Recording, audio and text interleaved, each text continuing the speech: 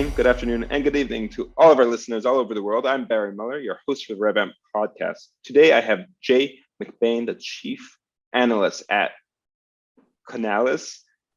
You'll correct the pronunciation, Jay. And Jay, I've been following for some time on LinkedIn, and I was telling him before, and I want to tell our listeners also, he creates some killer content. When he was at Forrester, he created some long content for Forrester on their blog. He creates these landscapes where I would spend way too long on them, and it wasn't even part of my job position to read these. And he writes some informative comments even and posts on LinkedIn. I can honestly say that it's not that when Jay writes, it's not to make noise, but it's to provide real value and real insights, which I think is unique sometimes for our industry.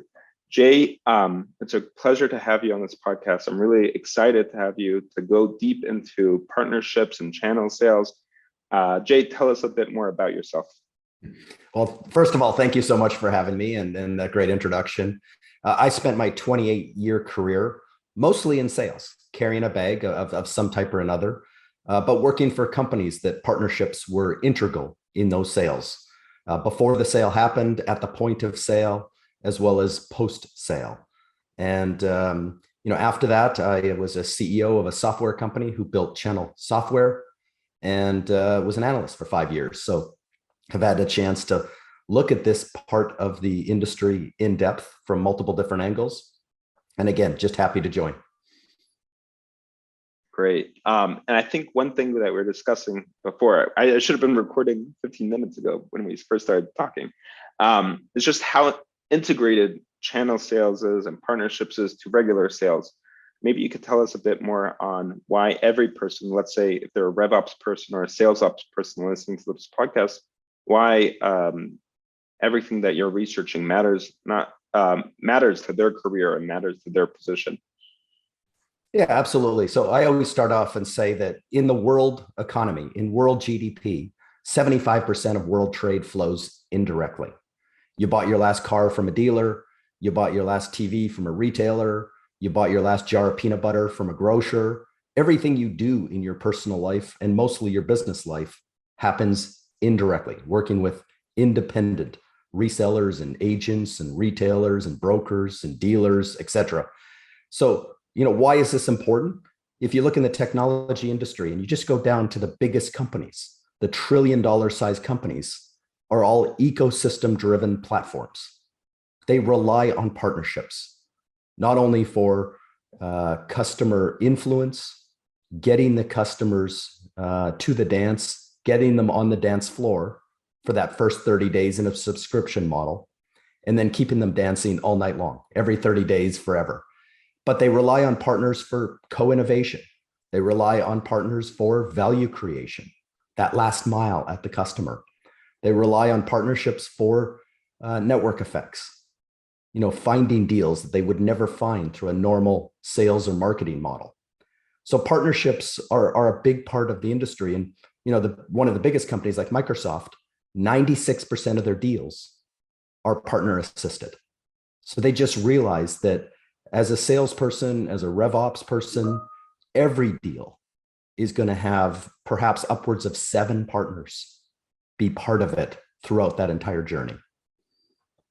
Wow, that's crazy. So many cool stats there. 7 partners, that's a lot of partners to be part of that journey.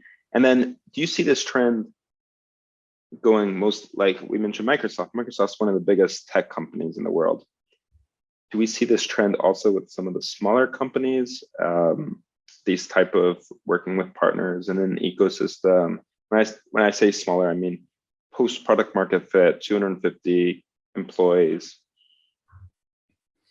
Yeah, absolutely. So one of the big changes after 40 years in this industry is we've always looked, and salespeople tend to look at partners as resellers, as where the money changes hands.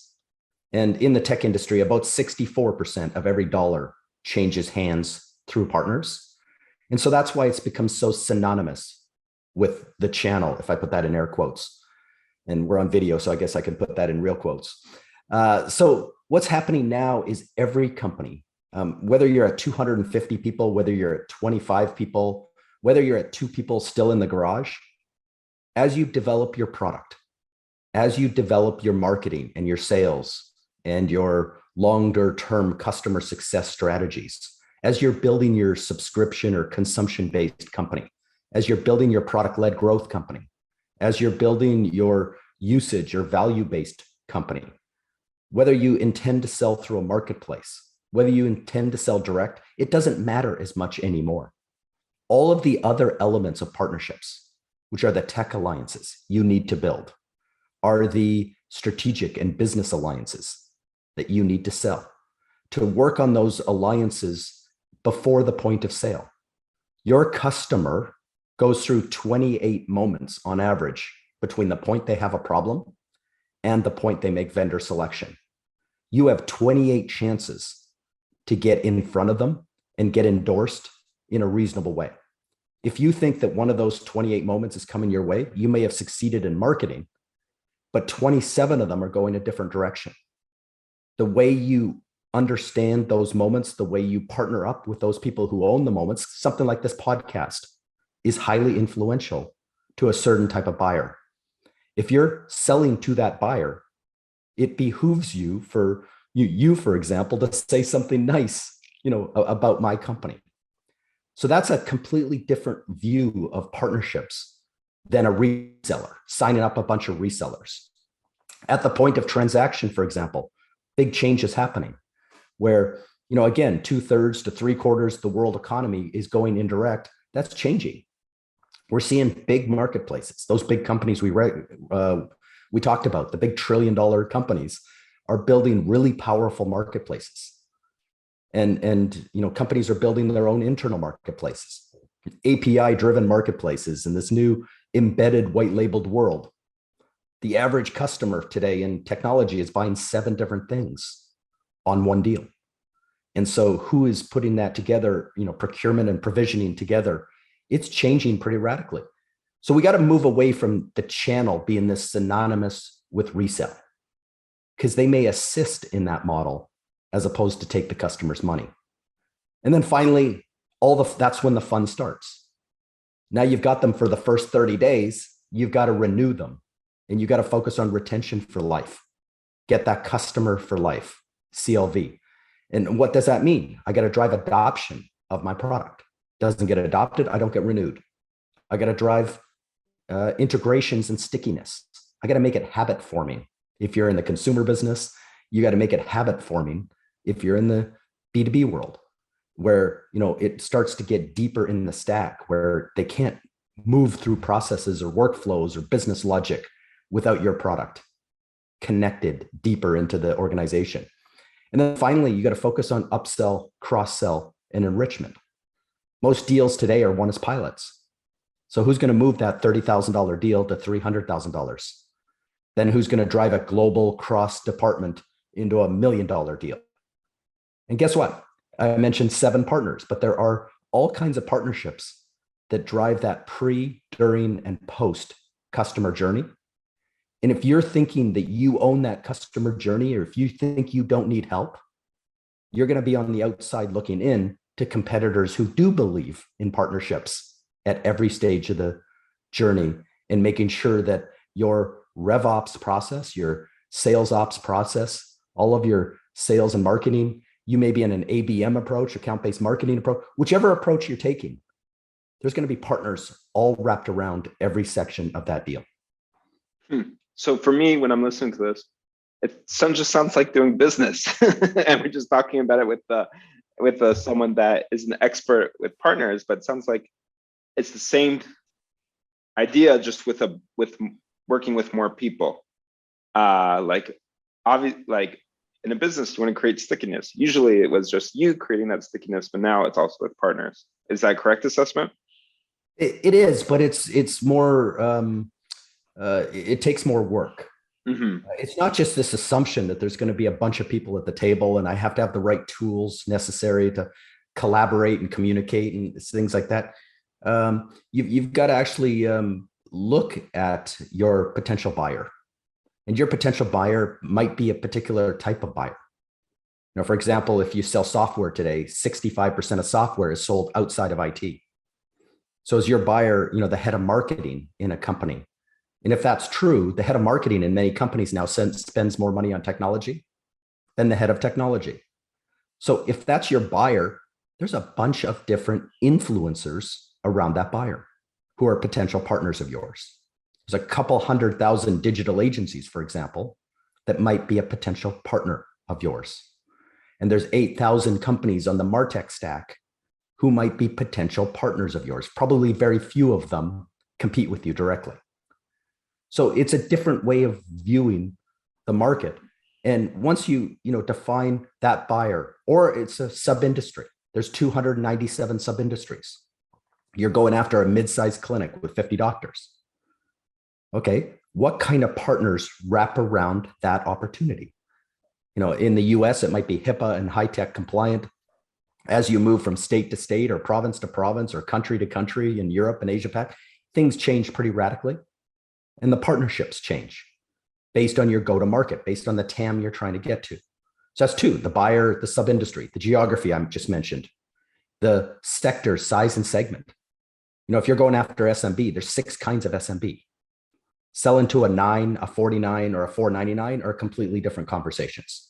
And they have completely different partnerships that wrap around them. And then product areas, there's 250 different product areas.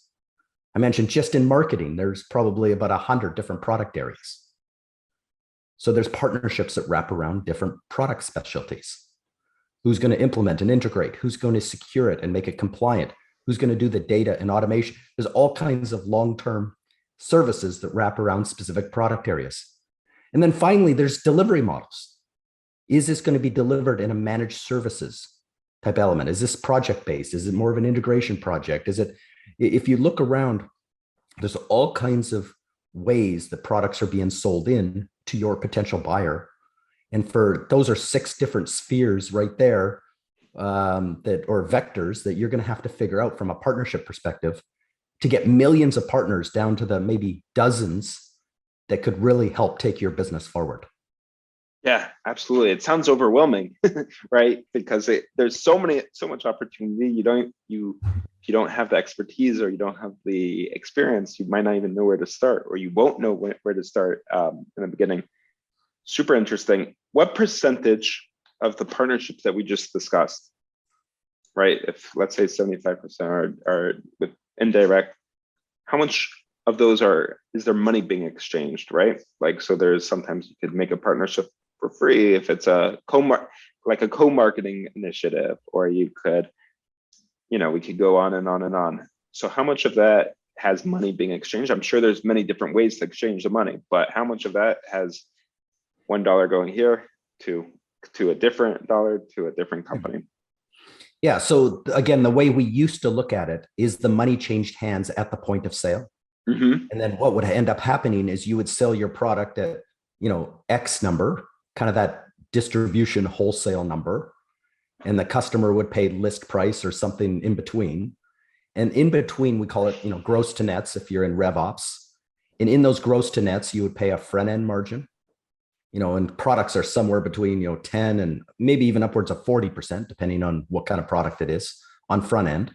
Then on back end, there is, somewhere between 3 to 5% of the deal comes in market development funds, comes in spiffs and bonuses, new customer bonuses, all kinds of things that can happen, back end. It's kind of like buying a car. The dealership might make 10% on the front end, but may make, 3% on the back end for a bunch of things. And so the total margin is usually paid out at the point of sale. This is one of the big changes happening now is if one of those partners help you in one or more of those 28 moments, getting the customer to the dance, we have better tools now, like attribution tools. We have better digital sharing tools where, we're sharing data at scale in a protected, secure, double-blind way. So there's better tools now that you can pay at the point of value instead of paying at the point of sale. And if you're paying at the point of value, if these partners are helping get that customer to the dance in your favor, we're paying out co-selling or co-marketing type of bonuses. They used to be called, finder's fees or referral fees. That's if they fill out a form and you end up closing the deal, you go and pay them, X dollars, like 10% of the deal, where things are getting much more granular now. If you do a very specific thing that, every time you do it, it raises the chances the customer is going to buy my product by 10%. I might, write you a check, what might look like market development funds, but because it's not a percentage of the sale, it's actually more of a proactive payment. Because I want to really juice that part of the market. I want to maybe pay less at the point of sale and start spreading that money both before the point of sale. And as important as all of our business going to subscription and consumption, I want to pay to get a customer for life. I want to start spending that money every 30 days forever on those partners doing those very particular things that keep me that customer for life. Mm-hmm. So for example, I was at Wix at one point in my career. And so we had an affiliate team and we paid money, X amount of money or even if you go to their website, you can even sign up to be an affiliate and you get paid $100 for every person that goes to your website, clicks on Wix, and within 30 days becomes a premium user. I believe that's if I remember correctly. And then also offline, you could also negotiate if you are a top affiliate person. So that is a type of partner that's not, I guess, your classic. It is still affected to point of sale. It's not B2B SaaS, obviously. It's B2B, it's B2C. But I guess that's like a creative type of partnership that didn't exist maybe 10 years ago in that sense. So it is B2C. It is B2C, mm-hmm. but it's also B to very small business. Right. Wix, has 1 to 4 and 1 to 9 and 1 to 24, very strong market. So this affiliate, advocate, ambassador, affinity, these type of roles are coming fast into B2B because you're not trying to win $1 million deal. It's not the old SAP, Oracle, IBM deal. You're trying to win a $30,000 pilot. Yep, absolutely. There's a company called, I'm name dropping companies more than ever this podcast. There's a company that I'm actually now friendly with the CEO, but called ThoughtLeaders.co, and he or his company, what they do is they're like the similar web for kind of these affiliates, if you will. So they help you find the YouTube influencers, and they call it influencers because that's what I guess the people that they're reaching out to, data about influencers, that's what the people on YouTube want to be called, influencers, but we can also call them partners or partnerships. So I think it's just an interesting reframe of the market. I'm curious to hear, you mentioned a lot about the post sale and the influencers for that. I'm curious to hear some examples from you on that side, because I think I'm more familiar with the pre-sale types of partnerships. Yeah. So we talked about the 28 moments that get you to that point of vendor selection. For everyone now, it's not just making the sale. You've got to go and remake that sale every 30 days. And how do you do that? And most companies now are getting pretty smart in terms of predicting success. We'll call that Jeopardy customer that just hasn't adopted the product. And when adoption and usage is low, your chances of getting a renewal, drop pretty dramatically. So who are the partnerships out there driving adoption, doing the implementations, doing the integration work? Who are doing the work necessary to make it part of the habit forming of your customer, to get all their people using it, to get all their partners using it, to get everybody using it, and where it just you have to have it open during the day. You have to be engaging with it. All those metrics are mostly partnership focused. You have your own customer success team that's trying to, do webinars, and they're trying to take, support service calls and stuff. But in the end, you're really trying to drive a habit forming thing, and understanding that customer might have some partners that you wouldn't suspect are in that. So the onboarding process of your partner and getting them educated and trained and getting them, maybe even incented to use your product, but really winning that battle out at the user level is an important one. And all the successful SaaS companies of the past, whether it's Salesforce in 1999 or the marketing automation companies 10 years later, the Marketos, the Eloquas, the HubSpots, they were really successful at making their product a significant layer in their buyer, where the buyer couldn't get a future job without having deep skills. So in 1999, a few years later, you couldn't get a job in sales without deep CRM skills. And that just became a way of the world. And right on your resume and right in the interview, people would ask about your CRM skills. The same thing went for marketing automation. Going into about 10 years ago, going into that decade, you didn't need the technology chops to become a CMO. A few years later, you had to sit in an interview and talk about your deep automation skills to get the job. Yeah. And the same thing is happening now. Absolutely. So then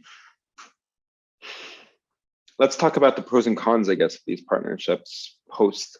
So for example, an in-house team, they know the product well. They're influenced to help their team succeed, maybe through stock options, payment, them that being their only product. So there's kind of like that team, if you will, and power, to use a better lack of term, versus an implementation team. They're working with 20 different techs. They're working with 30 different types of buyers, right? Some could be this industry, that industry, small, big, anyone that pays them. I'm not saying every agency is like that, but many are. And then there must be some points where you lose some of the things that you would want to have in-house, but then there also might be some advantages of having it out of the house. Let's discuss some of the pros and cons once people do start. And I specifically want to focus on post-sale conversation right now. Yeah, I mean, part of scale is interesting. And every company, like you mentioned, once they get to a couple hundred employees, get to the point where they have to keep that hockey stick growth keep happening. And what happens to a lot of companies at that point is they start to hit a plateau in terms of the capabilities of their marketing, their sales, and now their customer success teams to keep winning and onboarding new clients hits a maximum.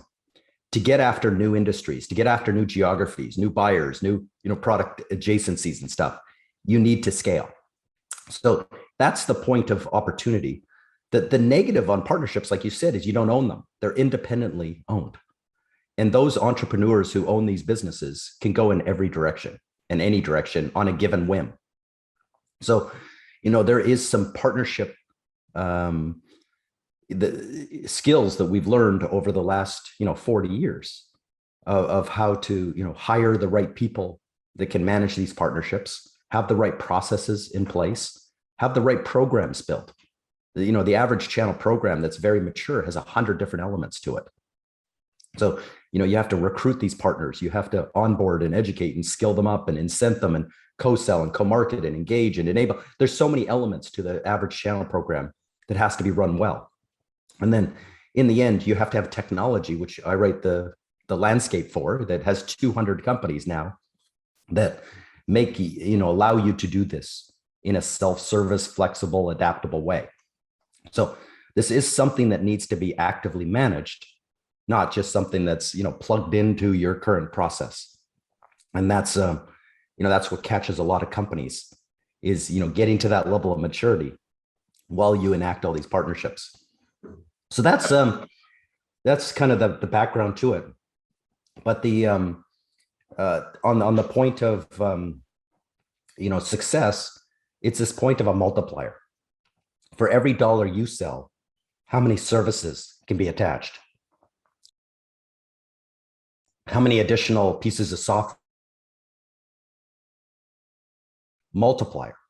And so bigger companies now are getting very smart about communicating that, not the margin. As some of the move coming away from resell, the move is now Microsoft will talk about unlocking trillions of dollars for partners and making the Microsoft story better than AWS or Google. Salesforce talks about kicking out $6.19 of opportunity for every dollar, which makes them better than other CRMs. Same with every level now. Companies are talking in terms of multipliers. And this is what enables, and this is what influences these entrepreneurs to say, I'm going to hook my caboose to this train that's leaving the station because I feel that I have the biggest opportunity to go get $2 or $3 for every dollar they sell. And they're a channel partnership friendly company. Yeah, no, absolutely. It's super interesting. I want to go back to ops. Where does this ops person stand? So RevOps, in theory, to our listeners, is in charge of the sales ops, the customer success ops. I say in theory because sometimes we see that a lot of RevOps people are ending up doing sales ops, and I'm sure that's something that they are that hurts a little sometimes, and that's part of what our podcast is to help educate not just the RevOps but also the people managing RevOps teams. But so let's assume RevOps is managing CS, sales, marketing ops. So then, is there a specific channel sales ops person or a partnership ops person, or is the partnerships? Let's say again, a company of 250. Are they high? Is there a partnerships person doing the ops themselves? Is there an ops person for these partnerships? Is the RevOps person doing this in their 20% of or their 10% of their free time, or the free time that they don't have, they're doing the ops for the channel sales? Like, who is doing the ops piece of this part? You mentioned we have to make an effort for this. So who is making that effort? Yeah, so this is net new again. I call this the decade of the ecosystem, where 20 years ago, the decade of sales, the decade of marketing, they've had 10 and 20 years to kind of build out this RevOps function. But I truly believe that the channel, partnership ecosystem person comes into that RevOps team. And you've got, today the CRO kind of handling from marketing to sales to customer success. Yeah, RevOps doing that. But in that journey, you've got 7 partners on average. And you've got a bunch of external data.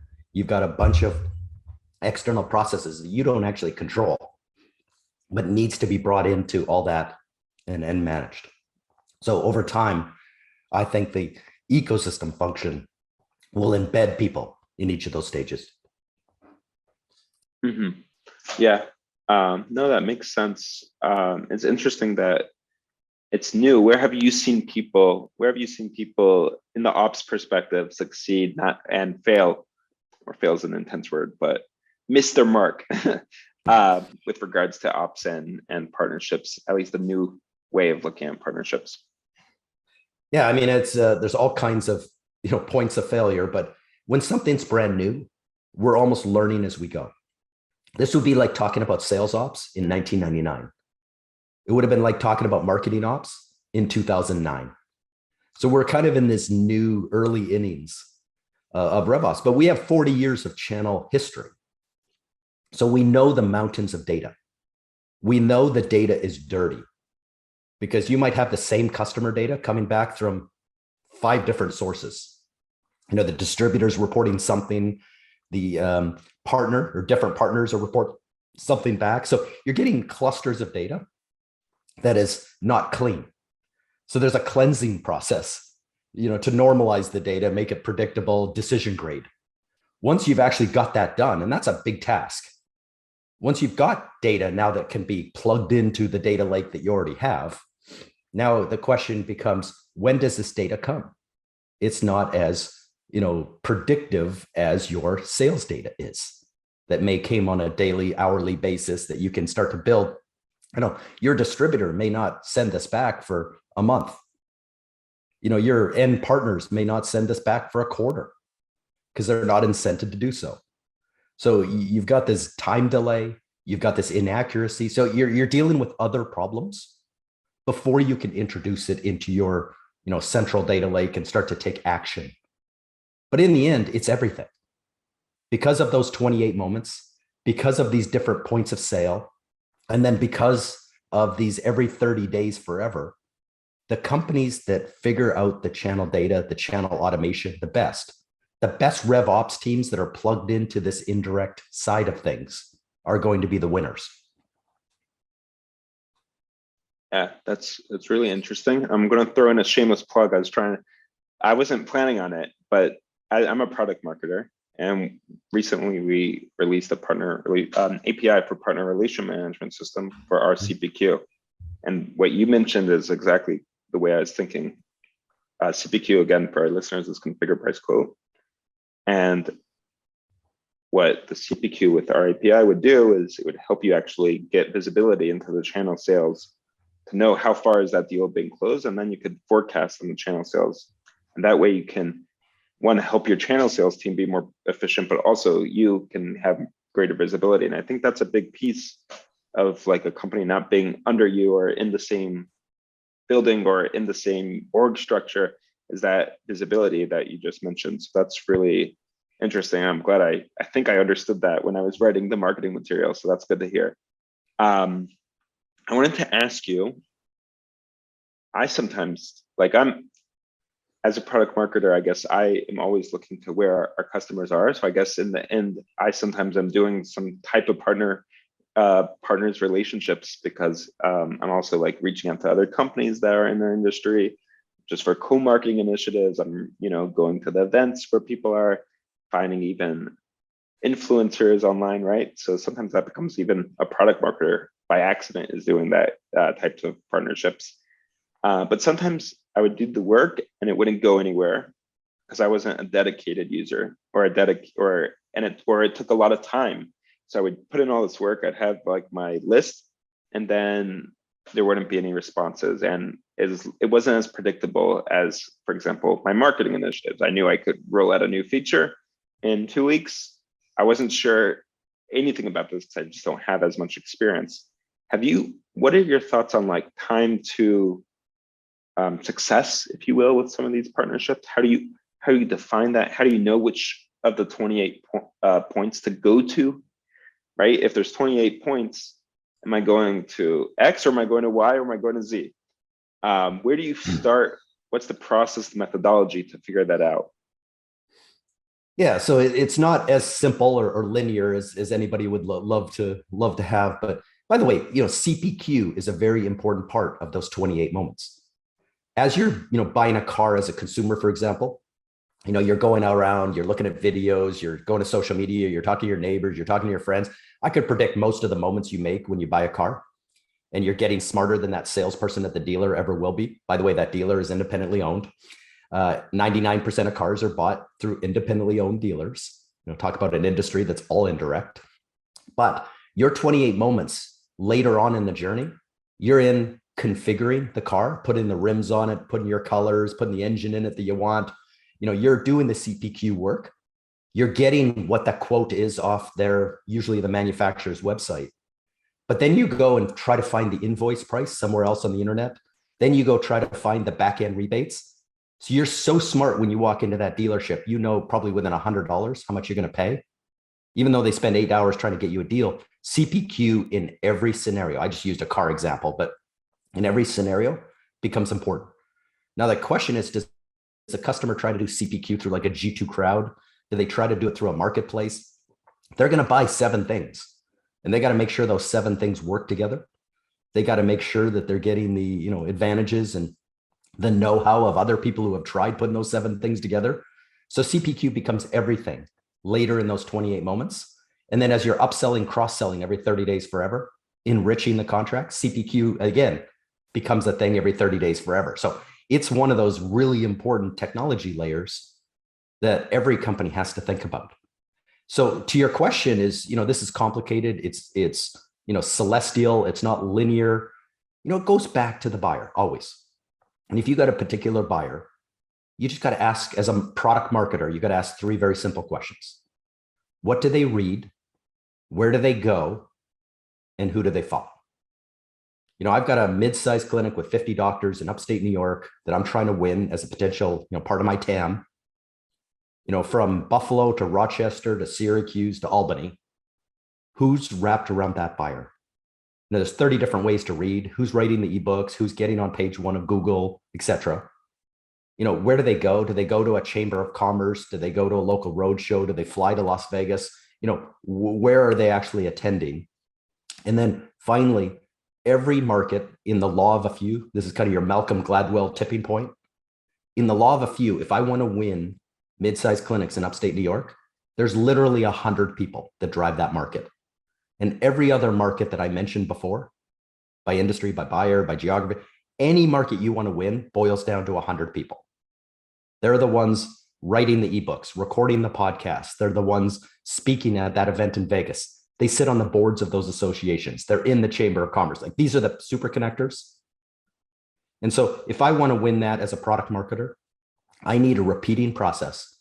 And of those 100 people, all of them are potential partners of yours, not resellers, but partnerships to make you successful. If those 100 people, even if 20 of them say something nice about you on their platform, your upstate mid-sized clinic business is going to double and triple quickly because you're in the conversation. You're going to get invited into these watering holes. And that's the way. And now rinse and repeat those 3 questions for every potential market you want to win. You want to go win Germany now? Perfect. Repeat those 3 questions, get to the watering holes, get to the people at those watering holes, and get 20 of them to say something nice about you and invite you in. Your business in Germany just tripled. And your job as a RevOps person in the partnerships world is to get this process to be repeatable and scalable.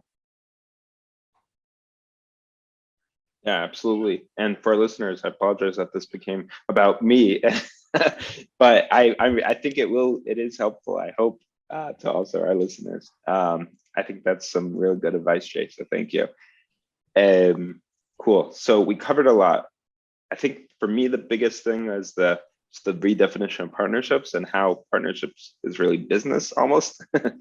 And because if you took out the word partner, I'm like, oh, it just sounds like you're doing a business or you're running a company. And that partnerships is so integral. I think I didn't realize how much partnerships were involved with some of the bigger companies like Microsoft. 96% is a crazy number. So obviously, if you're selling to that Microsoft ecosystem, like DealHub, we have a Microsoft Alliance person internally, but we have to have that person, right? Because exactly as you said, 96%. So you want to be there. You want to be at that table when people are talking about it. They're also mentioning DealHub, and you want to find also the incentives for those partners, right? So his job is different than mine. My job is, maybe to talk to our users and say that it's no code. He has to talk a different language, because if it's no code, maybe their implementations go down, right? Because then it's quicker for them to do. So he has to talk more about easy to use and stickiness and different values that would want that to get the partner to make their customers happy, versus I'm showing it's happy because implementation time is short. So it's really fascinating, I think, from that perspective, working with partners, understanding what's important for them.